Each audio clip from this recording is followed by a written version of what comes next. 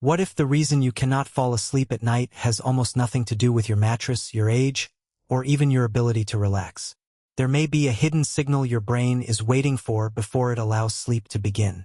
And after 60, some of those signals can become weaker or mistimed. The good news is that you can strengthen them again. Today, I want to show you 5 simple strategies that work with your body's natural sleep system instead of fighting against it. Imagine this. You go to bed at 10:30 because you know you need rest. You close your eyes, but nothing happens. At 11:30, you're still awake. Then midnight arrives. You turn over, check the clock, calculate how many hours remain before morning, and suddenly your mind becomes even more alert. You start worrying about tomorrow's energy, your health, your appointments, or whether you'll be able to function after another terrible night. The bed that should feel peaceful starts feeling like a place where you fight with sleep. As a sleep-focused health educator, one of the most important things I want older adults to understand is this. Difficulty falling asleep does not automatically mean something is wrong with you. Sleep changes with age, but severe or persistent insomnia should never simply be dismissed as getting older. Your body still has a powerful biological sleep system. The goal is to give that system the right signals at the right time.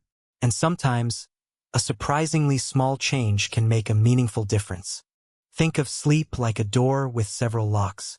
Your brain needs enough sleep pressure, the right internal clock signal, appropriate light exposure, a comfortable body temperature, and a sense that the bed is actually associated with sleep. If even one of those signals is badly timed, you may feel exhausted but still remain awake. That's why simply lying in bed longer isn't always the answer. In some cases, spending more time awake in bed can actually train your brain to associate bedtime with frustration. Before we continue, one important correction. These techniques are not magic cures, and nobody should promise that you will fall asleep in exactly 2 minutes. Healthy sleep does not work like a light switch, but these strategies can remove common obstacles that interfere with falling asleep. And if you're consistently taking a long time to fall asleep, waking repeatedly, snoring heavily, gasping during sleep, or feeling exhausted during the day, that's a reason to discuss your sleep with a healthcare professional. The first strategy sounds strange.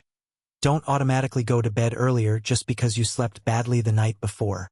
This is especially important if you regularly spend long periods awake in bed. Why? Because your brain learns through repetition. If you repeatedly lie in bed for an hour while scrolling, worrying, or staring at the ceiling, your brain can start learning that bed equals wakefulness. The safer approach is to keep a consistent wake-up time and let your bedtime gradually match your natural sleepiness. Here's a simple example. Suppose you normally go to bed at 9:30 but don't actually become sleepy until 11 o'clock. Instead of spending 90 frustrating minutes in bed, you may benefit from discussing a more appropriate sleep schedule with a professional, particularly if insomnia is persistent. The goal isn't to deprive yourself of sleep. It's to rebuild a strong connection between your bed and sleeping. A consistent morning wake time is often more important than constantly moving your bedtime earlier. The second strategy happens nowhere near bedtime. It happens in the morning. Light is one of the strongest signals controlling your circadian rhythm, your body's internal 24-hour clock. When your eyes receive bright light earlier in the day, it helps tell your brain, this is daytime. That timing can influence when your body begins preparing for sleep later. If you spend most mornings indoors under dim artificial lighting, your biological clock may receive a weaker signal than it needs. Imagine 2 mornings. In the first, you wake up, make coffee, sit in a dark room, and spend the next 3 hours watching television. In the second, you get dressed, open the curtains, and spend some time outside in natural daylight. That second routine gives your brain a much stronger daytime signal. You don't need to stare directly at the sun. Never do that. Simply getting appropriate outdoor light in the morning can be a practical habit. If you have eye conditions or take medications that increase light sensitivity, ask your clinician what is appropriate for you. The third strategy may be the one many people don't want to hear. Your afternoon coffee may be affecting your midnight sleep. Caffeine doesn't disappear from the body simply because you stop feeling its stimulating effect. Its half-life is commonly several hours, meaning a meaningful amount can remain in your system later in the day. And after 60 medications, liver function, individual metabolism, and sensitivity can vary considerably. That afternoon cup you consider harmless may be much more stimulating than you realize. Here's the hidden trap. You might drink coffee at 4 p.m., feel perfectly normal at 9 p.m., and assume it has nothing to do with your sleep. But your brain may still be receiving a chemical signal that promotes alertness. If you struggle with falling asleep, experiment with moving caffeine earlier rather than simply drinking less. For example, if you normally have coffee after dinner, ask yourself whether you really need it. Try switching to a caffeine-free drink in the evening and see whether your sleep changes over the following days. And remember, caffeine can also hide in tea, chocolate, energy drinks, and some medications. The fourth strategy is one of the most underrated: temperature. Your body naturally undergoes changes in temperature around sleep. Instead of making your bedroom extremely hot because you're afraid of feeling cold, think about creating a comfortable environment that allows your body to cool naturally. One practical option is a warm shower or bath before bed. The interesting part is that warming the skin can eventually encourage heat to move away from the body's core, creating conditions associated with sleepiness. Think about what happens after a warm shower.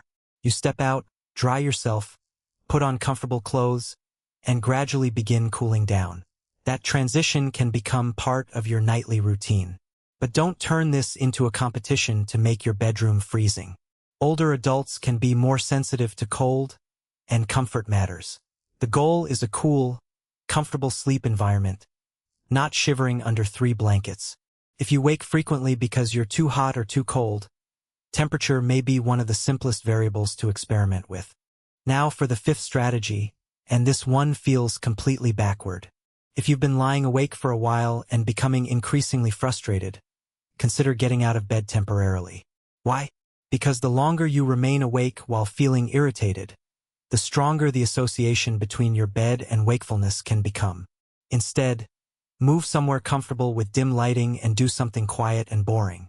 Read a few pages of a calm book. Sit quietly. Listen to something relaxing. Return to bed when you feel sleepy again. Imagine you're awake at 1:30 in the morning. You check the clock repeatedly. You become angry. You start thinking, I have to sleep now. That pressure can make sleep even harder. Instead, remove the battle. Get up, keep the lights low, avoid your phone, and give your brain a chance to become sleepy again. This principle is part of a well-established behavioral approach called stimulus control, commonly used in insomnia treatment. The objective is simple: teach your brain that the bed is for sleep, not for worrying about sleep. Now I want you to think about your own routine. Which of these sounds most familiar? Are you drinking coffee later than you realize? Spending your mornings indoors? Going to bed long before you're actually sleepy? Or staying in bed for hours while your mind races? Tell me in the comments which one describes you. Your answer might also help someone else watching this realize they're not the only person dealing with the same problem. And tonight, don't try all 5 strategies at once. That can turn sleep into another project you have to complete perfectly. Choose one change. If caffeine is the obvious issue, move it earlier. If your schedule is inconsistent, establish a reliable wake time. If you spend hours awake in bed, learn the get-out-of-bed approach. If your mornings are dark, prioritize natural daylight. Give the change enough time to observe a pattern rather than judging it after one night. Also, if sleep problems are happening frequently, bring specific information to your doctor. Tell them when you go to bed, roughly how long it takes to fall asleep, how often you wake up, what time you wake for the day, whether you nap, how much caffeine you use, and whether you snore or wake gasping. Ask whether medications, pain, reflux, nighttime urination, anxiety, or another sleep disorder could be contributing. Sometimes the solution isn't another sleep trick. Sometimes the real solution is identifying the underlying cause. And here's the encouraging part. You are not necessarily stuck with the sleep pattern you've developed over the years. Sleep behavior can change. Your environment can change. Your daily schedule can change. And evidence-based treatments for chronic insomnia exist that don't depend on simply taking stronger sleeping pills. Cognitive behavioral therapy for insomnia, often called CBTI, is one of the major non-drug approaches clinicians use. For many people, the goal isn't to force sleep. It's to rebuild the conditions that allow sleep to happen naturally. I once heard a story about an older man who believed his sleep problem was simply part of aging. Every night, he went to bed earlier and earlier because he was terrified of being tired the next day. Eventually, he was spending nearly 10 hours in bed but sleeping far less than that.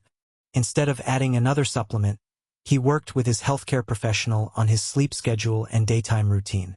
Slowly, the anxiety around bedtime decreased. The important change wasn't one magical trick. It was learning to stop fighting his sleep and start working with his body.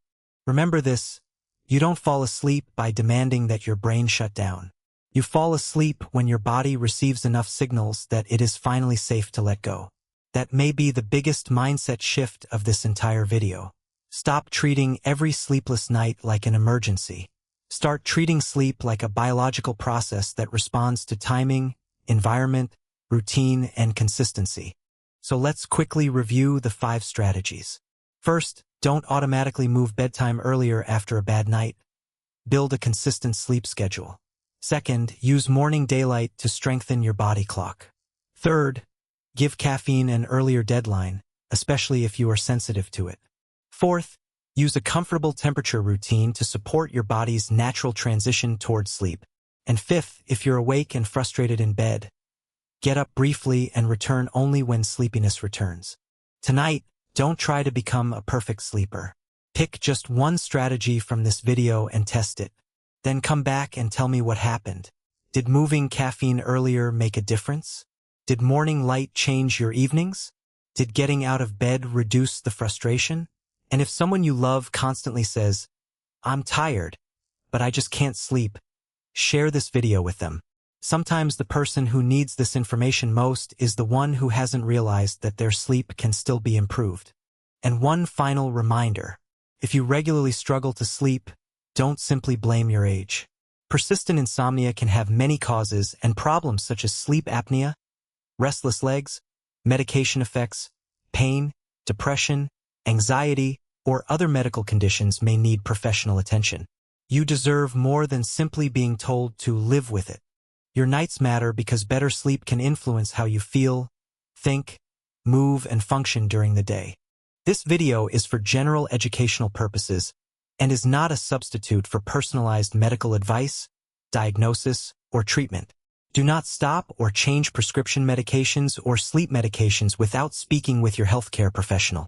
If your sleep problems are persistent, severe, or accompanied by loud snoring, gasping, breathing pauses, chest symptoms, confusion, or significant daytime sleepiness, speak with a qualified medical professional. Your body may be trying to tell you something, and listening to that signal is always worth it.